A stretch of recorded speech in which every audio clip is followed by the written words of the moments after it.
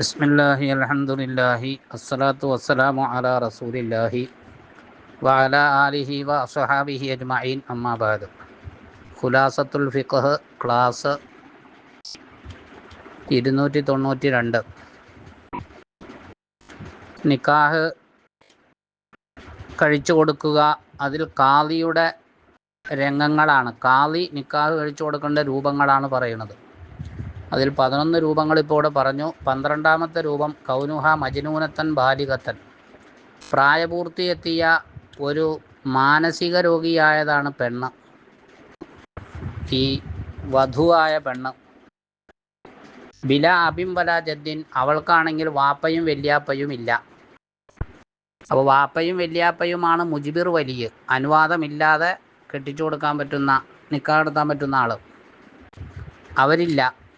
അപ്പോൾ പിന്നെ ഇനി അനുവാദം വാങ്ങണം. അനുവാദം വാങ്ങാനാണെങ്കിൽ ഇവിടെ ബുദ്ധിമുട്ടുമാണ്. കാരണം ഈ പെണ്ണാണെങ്കിൽ സുഖമില്ലാത്ത പെണ്ണാണ്, മാനസിക രോഗിയാണ്, ഭ്രാന്താണ്. അങ്ങനെ ഒരു അവസ്ഥ വന്നാൽ അവിടെ ആ പെണ്ണിന് അങ്ങനെ ഒരു കല്യാണം നടക്കുകയാണെങ്കിൽ യുസവ്വിജുഹ അൽ ഹാക്കിമോ, ഖാദിയാണ് കെട്ടിച്ചു കൊടുക്കേണ്ടത് ആ പെണ്ണിനെ. ബാദ മുറാജഅത്തിൽ അഖാരിബി, ബന്ധുക്കളുമായിട്ട് ആലോചനയൊക്കെ നടത്തിയതിൻ്റെ ശേഷം. അപ്പോൾ മറ്റ് ബന്ധുക്കളൊക്കെ ആയിട്ട് സംസാരിക്കുക, ആലോചന നടത്തുക, എന്നിട്ട് ഖാദി അത് ചെയ്തു കൊടുക്കുക. അടുത്തത്, നിക്കാഹാകുമ്പോൾ അവിടെ വധുണ്ട്, വരനുണ്ട്, അതേപോലെ വലിയുണ്ട്. അവരുടെയൊക്കെ കാര്യങ്ങളാണ് നമ്മൾ ഇതുവരെ പറഞ്ഞത്. ഇനി അതേപോലെ പ്രധാനപ്പെട്ട ഒന്നാണ് ഷാഹിദാനി, 2 സാക്ഷി വേണമെന്ന് നമ്മൾ പറഞ്ഞിട്ടുണ്ട്. ഷുറൂത്തു ഷാഹിദി, സാക്ഷിയുടെ നിബന്ധനകൾ. ഒരു സാക്ഷി എങ്ങനെയൊക്കെ ആയിരിക്കണം, ആരായിരിക്കണം? ശുരിതഫി കുല്ലിമിൻ ഷാഹിദൈ നിക്കാഹിൻ, നിക്കാഹിൻ്റെ 2 സാക്ഷികളിൽപ്പെട്ട ഓരോരുത്തർക്കും നിബന്ധനയുണ്ട്. സലാസത്ത അഷറ അമ്രൻ, 13 കാര്യങ്ങൾ നിബന്ധനയുണ്ട്. 13 വിഷയങ്ങൾ ഒത്താലാണ് നിക്കാഹിൻ്റെ സാക്ഷിയായിട്ട് വരാൻ പറ്റുകയുള്ളൂ. ഒരു സാക്ഷിക്കല്ല, 2 സാക്ഷിക്കും ഈ നിയമം ബാധകമാണ്. അൽ ഇസ്ലാമു, ഒന്ന് ഇസ്ലാമാണ്.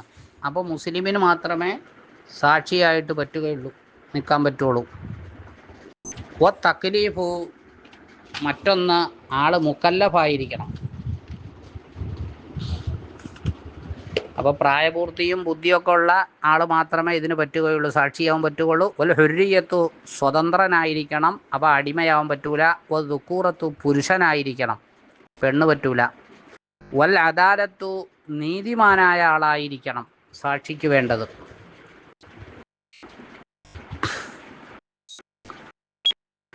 പിന്നെ നീതിമാനാകുമ്പോൾ അപ്പോൾ തെമ്മാടികളെ പറ്റൂല, തെറ്റുകൾ ചെയ്ത് ഇങ്ങനെ നടക്കണ ആൾക്കാർ, അവരെ പറ്റൂല. ഓ റുഷ്ദു, ആള് ഒരു നേരായ വഴിയിൽ സഞ്ചരിക്കുന്ന ആളായിരിക്കണം. വൽ മുറുവത്തു, മാന്യത ഉണ്ടാകണം ആൾക്ക്. മാന്യത എന്നതുകൊണ്ട് ഉദ്ദേശിക്കുന്നത് അവിടെ അടിയിൽ പറഞ്ഞിട്ടുണ്ട്, തവക്കിൽ അദ്നാസി ഉർഫൻ, സാധാരണഗതിയിൽ നിലവാരമില്ലാത്തതായി കണക്കാക്കപ്പെടുന്ന കാര്യങ്ങൾ ചെയ്യരുത്, അതിൽ നിന്ന് വിട്ടു നിൽക്കണം. ഉദാഹരണം, ഒരു അങ്ങാടിയിലൊക്കെ, ചന്തയിലൊക്കെ നടക്കണ അവിടെ പണിയെടുക്കുകയോ അവിടെയൊക്കെ ഇങ്ങനെ പല കാര്യങ്ങളായിട്ട് നടക്കുന്നവർ, അങ്ങനെയുള്ളവരല്ലാത്ത ഒരാൾ ഈ ചന്തയിലൂടെ തിന്നും കുടിച്ചും നടക്കുന്നു, ചന്തയിൽ തിന്നുന്നു, കുടിക്കുന്നു. അതേപോലെ തന്നെ ഈ സൂക്കി അല്ലാത്ത ആൾക്കാർ, സൂക്കി എന്ന് പറഞ്ഞാൽ ഇങ്ങനെ കേവലം നാടന്മാരായ ആളുകൾ, അങ്ങാടിയായിട്ടൊക്കെ ബന്ധപ്പെട്ട് ഇങ്ങനെ നടക്കുന്നവർ, അവരല്ലാത്ത ആളുകൾ അങ്ങാടിയിലൂടെ കാശിഫൻ റസഹു, തല തുറന്നിട്ട് നടക്കുക, അത് മാന്യതയുള്ള പരിപാടിയല്ല എന്നാ.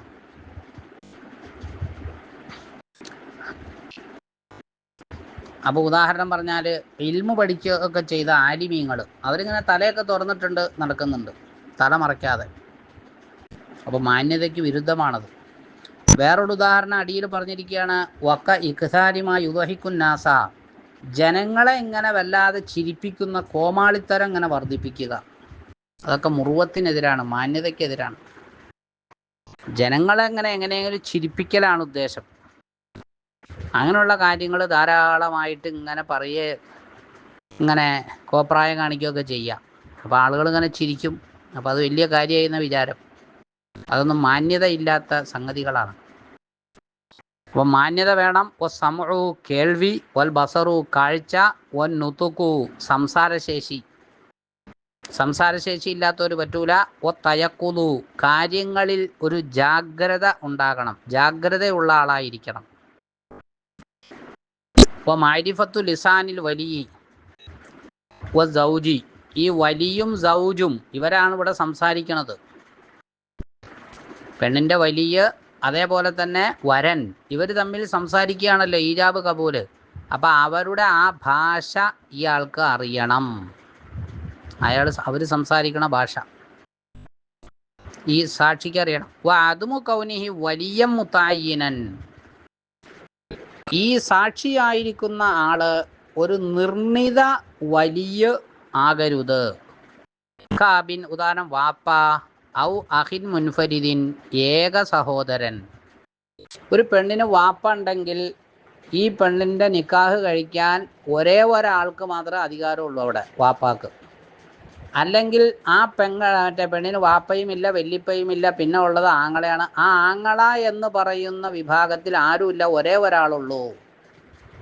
ആങ്ങളമാർ 2 പേരുണ്ടെങ്കിൽ 2 പേര് വലിയാണ് അവിടെ, ഏതെങ്കിലും ഒരാൾ വലിയായ മതി. അതേസമയത്ത് ഒരാങ്ങളെ ഉള്ളൂ എങ്കിലോ ആ ഒരാൾ മാത്രമേ ഉള്ളൂ വലിയായിട്ട്. അതുപോലെ വാപ്പ ജീവിക്കുമ്പോൾ വാപ്പ മാത്രമേ വലിയുള്ളൂ, വേറെ ആർക്കും അവിടെ വിലായത്തില്ല. അങ്ങനെ വിലായത്ത് ഒരാളിൽ നിക്ഷിപ്തമായിരിക്കുന്നു. ആ ഘട്ടത്തിൽ ആ കക്ഷി ഈ നിക്കാഹിൻ്റെ സാക്ഷിയാവുക അത് പറ്റുകയില്ല. അങ്ങനെയുള്ള വലിയ ആവാതിരിക്കണം എന്നുള്ളത് സാക്ഷിയുടെ നിബന്ധനയാണ്. അപ്പം എങ്ങനെയാ അയാളെങ്ങനെ സാക്ഷിയാവണേ? ഫലോ വക്കലഫി തസ്വീജ്, അതാണ് പിന്നെ പറയണം. അപ്പോൾ ഈ ഏകനായ വലിയ ഇയാൾക്കല്ലാതെ വേറെ ആർക്കും കൂടെ വിലായത്തില്ല. അങ്ങനെയുള്ള ആള് നിക്കാഹ് കഴിച്ചു കൊടുക്കാൻ വേറൊരാളെ വക്കാലത്താക്കി. അപ്പം വലിയായിട്ട് വക്കീലായിരിക്കണം. ഇപ്പോൾ ഷഹിദ, എന്നിട്ട് ഈ വലിയായ യഥാർത്ഥ ആള്, ഉദാഹരണം പറഞ്ഞാൽ വാപ്പ, അയാൾ സാക്ഷിയായിട്ട് വരികയാണ്. മാ ആഹറ വേറൊരാളെ കൂടെ, 2 പേര് വേണമല്ലോ സാക്ഷിക്ക്. അപ്പം വേറൊരു കക്ഷിയും വാപ്പയും കൂടി സാക്ഷി. ഈ വാപ്പാടെ അധികാരമാണ് ഈ നിക്കാഹിച്ചു കൊടുക്കൽ. ആ വാപ്പ ആ അധികാരം വേറൊരാളെ വക്കാലത്തേൽപ്പിച്ചു. അങ്ങനെ ചെയ്താൽ ലം യസിഹ, അത് ശരിയല്ല. ലന്നഹു ഹുവൽ വലിയു, കാരണം ഇവിടെ ഈ പറഞ്ഞ ആളാണ് വലിയ.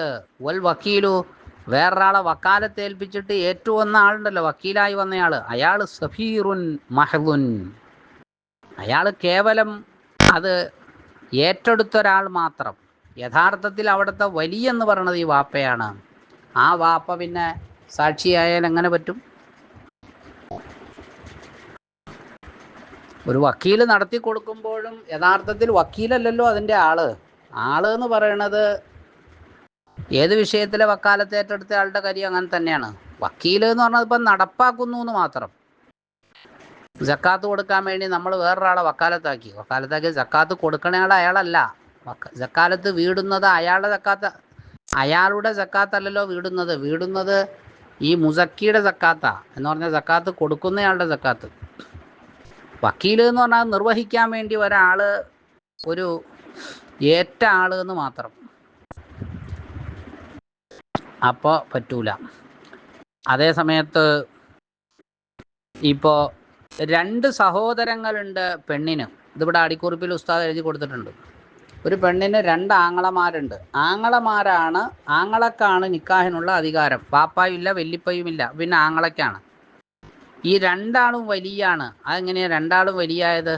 ഈ പെണ്ണ് അവിടെ അനുവാദം വേണമല്ലോ, പെണ്ണിൻ്റെ അനുവാദം വേണം ആങ്ങളെ കെട്ടിച്ചു കൊടുക്കുമ്പോൾ. അപ്പം 2 ആങ്ങളമാർക്കും എന്നെ നിക്കാഹിച്ചു കൊടുക്കാൻ നിങ്ങൾക്ക് സമ്മതം തന്നു എന്ന് 2 ആങ്ങളമാരോടും പറഞ്ഞാൽ 2 ആളും വലിയ അവിടെ. അപ്പോൾ ആ 2 സഹോദരങ്ങൾ ഒരിക്കലും ഈ നിക്കാഹിന് സാക്ഷിയാവാൻ പറ്റൂല. കാരണം അവരിൽ ഓരോരുത്തർക്കും ഇവിടെ വിലായത്തുള്ളതാണ്.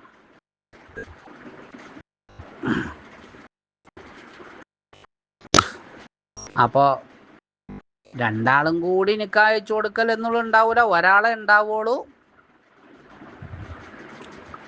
അതേ സമയത്ത് അവിടെ വേറൊരു മസല പറയുന്നു, ബിഖിലാഫി മാലൗകാന ലഹാ സലാസത്തു ഇഖ്വത്തിൻ, 3 സഹോദരന്മാർ ഒരു പെണ്ണിനുണ്ട് ആ രൂപത്തിനെതിരായിട്ട്. എന്നിട്ടോ ഫഅദിനത്ലി വാഹിദിൻ മിൻഹും, 3ൽപ്പെട്ട ഒരാൾക്ക് മാത്രം അവൾ സമ്മതം കൊടുത്തു, നിക്കാഹിൻ്റെ വലിയാകാൻ സമ്മതം കൊടുത്തു. ഫസവ്വജ, അങ്ങനെ അയാൾ നിക്കാഹ് കഴിച്ചു കൊടുക്കുന്നു. വശഹിദൽ ആഖറാനി, മറ്റു 2 ആങ്ങളമാര് സാക്ഷിയായും നിൽക്കുന്നു. ഫയസിഹു നിക്കാഹു, അപ്പോൾ അവിടെ നിക്കാഹ് ശരിയാകും. അവിടെ നിക്കാഹ് ശരിയാവും. കാരണം എന്താ, അവിടെ വലിയ ഒരാളുള്ളൂ. ഈ പെണ്ണ് ആർക്കാണോ സമ്മതം കൊടുത്തത്, ഒരാങ്ങളൊക്കെ സമ്മതം കൊടുത്തത്, അയാൾ മാത്രമാണ് വലിയ അവിടെ. അപ്പം മറ്റവർക്ക് സാക്ഷിയാവാം. അടുത്തത് അൽ മുഹറമാത്തു ബിൻ നസബി, രക്തബന്ധത്തിലൂടെ ഹറാമാകുന്ന പെണ്ണുങ്ങൾ. ഹറാമാകുക എന്ന് പറഞ്ഞാൽ വൈവാഹിക ബന്ധം ഹറാമായ പെണ്ണുങ്ങൾ.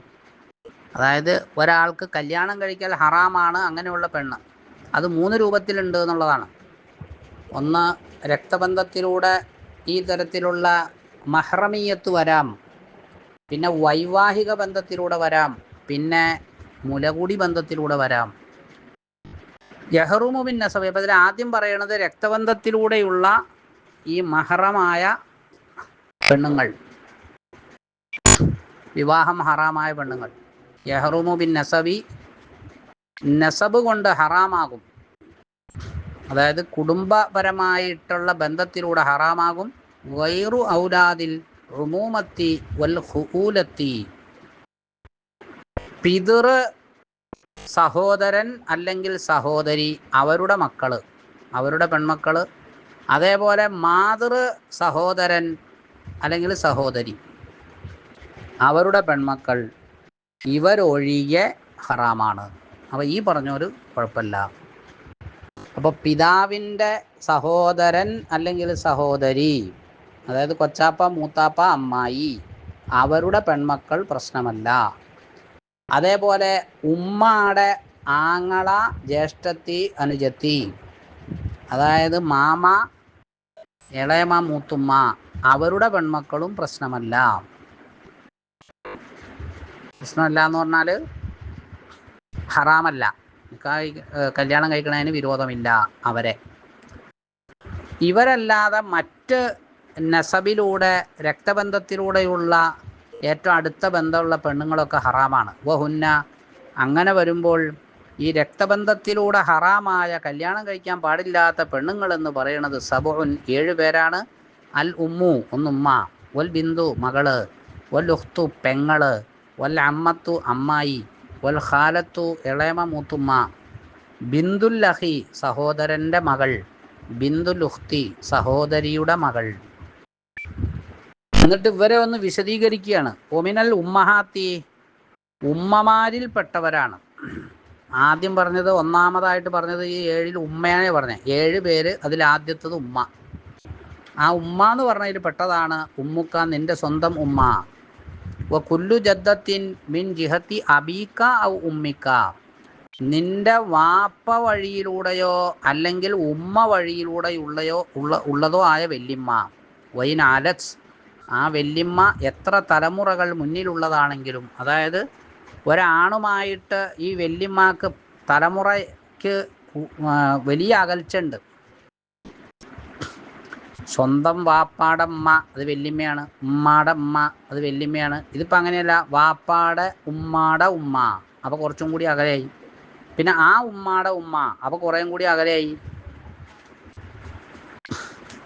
അതേപോലെ അങ്ങനെ അകലം വന്നാലും ശരി, അവരൊക്കെ ഉമ്മ എന്ന തട്ടിൽ വരും. ഒമിനൽ ബനാത്തി, പെൺമക്കളിൽപ്പെട്ടവരാണ്. രണ്ടാമത് നമ്മൾ മേലെ പറഞ്ഞത്, ഒന്നാമത്തെ ഉമ്മ, രണ്ടാമത്തത് മകള്. ആ മകൾ എന്ന് പറഞ്ഞതിൽ പെട്ടതാണ് ബിന്ദുക്ക, നിന്റെ സ്വന്തം മോള്. ഓ ബിന്ദു ബിനിക്ക, നിന്റെ മകൻ്റെ മകള്. ഓ ബിന്ദു ബിന്ദിക്ക, നിന്റെ മകളുടെ മകള്. വൈൻ സഫല കുല്ലും മിൻഹുമാ, ആ പറയുന്നത് ചിലപ്പോൾ തലമുറകൾ എത്ര താഴോട്ട് പോയാലും ശരി. അതായത് മകൻ്റെ മകളല്ല, മകൻ്റെ മകൻ്റെ മകളാണ്. മകളുടെ മകളല്ല, മകളുടെ മകളുടെ മകളാണ്. അപ്പോഴൊക്കെ അവിടെ ഈ പരസ്പരമുള്ള നിക്കാഹ് ഹറാമാണെന്ന ബന്ധം നിലനിൽക്കും. ഒമിനൽ അഹവാത്തി, സഹോദരി എന്ന് പറയുന്നത് മേലെ നമ്മൾ ഹറാമായി പറഞ്ഞ നിക്കാഹ് ഹറാമായ 7 പെണ്ണുങ്ങളിൽ മൂന്നാമത്തതാണ് സഹോദരി. ആ സഹോദരിമാരിൽ പെട്ടവരാണ് ഉഖ്തുക, നിന്റെ സ്വന്തം പെങ്ങള്. മിൻ അബവൈക്ക, അത് നിന്റെ ഉമ്മ വാപ്പയിലൂടെയുള്ള സഹോദരി. അതായത് നമ്മൾ സാധാരണഗതിയിൽ വാപ്പയും ഉമ്മയും ഒത്തത്, അവരതിൽപ്പെട്ടു. ഉഖ്തുക മിൻ അബീക്ക, നിന്റെ വാപ്പവത്ത സഹോദരി. ബാപ്പ മാത്രം 1, ഉമ്മ 2. ഉഖ്തുക മിൻ ഉമ്മിക്ക, നിന്റെ ഉമ്മവത്ത സഹോദരി. അതായത് ഉമ്മ മാത്രം 1, വാപ്പ 2. ഇവരൊക്കെ പെങ്ങളെന്ന് പറഞ്ഞതിൽ പെടും. ഒമിനൽ അമ്മാത്തി, അമ്മായിമാർ എന്ന് പറഞ്ഞതിൽ പെട്ടതാണ് ഉഖ്തു അബീക്ക, നിന്റെ വാപ്പാടെ പെങ്ങൾ. അതാണല്ലോ ഇപ്പോൾ നമ്മൾ സാധാരണ അമ്മായി എന്ന് പറയല്, വാപ്പാടെ പെങ്ങൾ. ഉഖ്തു ജദ്ദിക്ക, നിന്റെ വെല്ലിപ്പാടെ പെങ്ങൾ. വെല്ലിപ്പാടെ പെങ്ങൾ, ഈ വെല്ലിപ്പ എന്ന് പറയുമ്പോൾ വാപ്പാടെ വാപ്പ, ആ വെല്ലിപ്പാടെ പെങ്ങൾ. ഇനി അത് മാത്രമല്ല, ഉമ്മാടെ വാപ്പ, അതും വെല്ലിപ്പായ, അവരുടെ പെങ്ങൾ. അതാണ് അവിടെ അടിയിൽ എഴുതിയത്, ഉമ്മാടെ വാപ്പാടെ പെങ്ങള്, അത് നമ്മുടെ അമ്മായിയാണ്. ഒമിനൽ ഖാലാത്തി, മാതൃ സഹോദരിമാർ. അതാണല്ലോ മേലെ പറഞ്ഞ അടുത്തത്. അതായത് നമ്മൾ ഇളയമ്മ മൂത്തുമ്മ എന്നൊക്കെ പറയും. അവരിൽ പെട്ടവരാണ് ഉഖ്തു ഉമ്മിക്ക, നിന്റെ ഉമ്മാടെ നേരെ സഹോദരി, ഉമ്മാടെ സഹോദരി, ഉമ്മാടെ അനുജത്തി ജ്യേഷ്ഠത്തി. ഉഖ്തു ജദ്ദത്തിക്ക, അതേപോലെ വെല്ലിമ്മാടെ സഹോദരി, വെല്ലിമ്മാടെ സഹോദരി. വെല്ലിമ്മ എന്ന് പറയുമ്പോൾ നമുക്കറിയാം വാപ്പാടെ ഉമ്മ, അതുപോലെ ഉമ്മാടെ ഉമ്മ. വാപ്പാടെ ഉമ്മയും ഉമ്മാടെ ഉമ്മയും അതൊക്കെ വെല്ലിമ്മയാ. അപ്പം നമ്മുടെ വാപ്പാടെ ഉമ്മാടെ സഹോദരി, അത് സഹോദരി എന്ന് പറഞ്ഞാൽ ജ്യേഷ്ഠത്തി അല്ലെ അഞ്ചത്തി, അവരൊക്കെ നമ്മുടെ ഖാലത്താണ്. ഖാലത്ത് പറഞ്ഞാൽ ഉമ്മാടെ സഹോദരി എന്നതിൽ പെടും അവരൊക്കെ. ഇനി വേറൊന്നുള്ളത് നമ്മൾ പറഞ്ഞിരുന്നത് 6ാമത്തതാണ് ബിന്ദുൽ-അഖ്, അഥവാ സഹോദരൻ്റെ മകൾ. അതാണ് പറഞ്ഞത് ഒമിൻ ബനാത്തിൽ അഹി, സഹോദരൻ്റെ മകൾ എന്നതിൽ പെട്ടതാണ് ബിന്ദു അഹീക്ക, നിന്റെ സഹോദരൻ്റെ മകൾ. ബിന്ദു വലതി അഹീക്ക, സഹോദരൻ്റെ മക്കളുടെ പെൺമക്കൾ. സഹോദരൻ്റെ മകൻ്റെ മകൾ, സഹോദരൻ്റെ മകളുടെ മകൾ, അതൊക്കെ സഹോദരൻ്റെ മകൾ എന്നതിൽ പെടും. ഒമിൻ ബനാത്തിൽ ഉഖ്തി, സഹോദരിയുടെ പെൺമക്കൾ, അതിൽപ്പെട്ടതാണ്. അങ്ങനെയാണ് 7ാമത് നമ്മുടെ മേലെ പറഞ്ഞത്, സഹോദരിയുടെ മോള്. അതിൽപ്പെട്ടതാണ് ബിന്ദു ഉഖ്തിക്ക, നിന്റെ സഹോദരിയുടെ മകൾ, നേരെ സഹോദരിയുടെ മകളും. ബിന്ദു വലതി ഉഖ്തിക്ക, സഹോദരിയുടെ മക്കളുടെ മകൾ എന്ന് പറഞ്ഞാൽ സഹോദരിയുടെ മകൻ്റെ മകൾ, സഹോദരിയുടെ മകളുടെ മകൾ, അതൊക്കെ സഹോദരിയുടെ മകൾ എന്നതിൽ പെട്ടതാണ്. തഖബ്ബലല്ലാഹ്.